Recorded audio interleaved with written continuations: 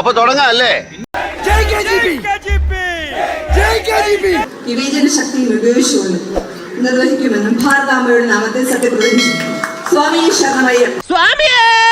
ശരണമയ്യപ്പ.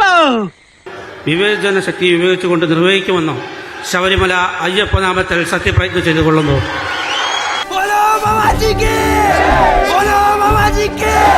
ഞാൻ എൻ്റെ ഔദ്യോഗിക കർത്തവ്യങ്ങൾ യഥാവിധിയായും വിശ്വസ്തയോടും എൻ്റെ പരമാവധി കഴിവും അറിവും വിവേചന ശക്തിയും ഉപയോഗിച്ചുകൊണ്ടും നിർവഹിക്കുന്ന ശ്രീരാമനാമത്തിൽ സത്യപ്രതിജ്ഞ ചെയ്യുന്നു. നമ്മളാരാ?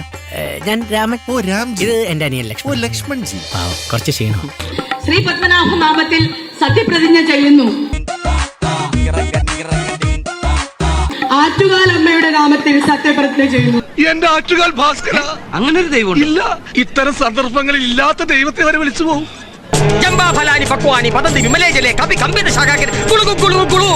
യഥാ ഭയ ആശങ്കാഃ മമതാ വാത്സല്യ വിദ്വേഷം വ മിന അഹം മമ ഔദ്യോഗികാനി കർത്തവ്യാനി യഥാശക്തി യഥാമതി വിവേചനാശക്തി അനുസരിച്ച നിർവക്ഷ്യാമി ഇതി ഈശ്വരനാമിന സത്യപ്രതിജ്ഞ കരോമി.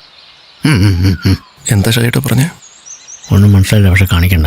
തദ്ദേശ സ്വയംഭരണ സ്ഥാപനങ്ങളിലേക്ക് തെരഞ്ഞെടുക്കപ്പെടുന്നവർ സത്യപ്രതിജ്ഞ ചെയ്യുന്നത് രണ്ട് വിധത്തിലാണ്. ഒന്ന് ദൈവനാമത്തിൽ, രണ്ട് ദൃഢപ്രതിജ്ഞ. ദൈവനാമത്തിൽ എന്ന് പറയുമ്പോൾ അയ്യപ്പനും ശ്രീരാമനുമെല്ലാം ഹിന്ദു ദൈവമല്ലേ എന്നൊരു സംശയമുണ്ടാകാം.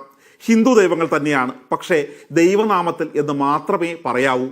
അല്ലാതെ ഓരോ ദൈവങ്ങളുടെയും പേര് പ്രത്യേകം എടുത്തു പറയാൻ കഴിയില്ല.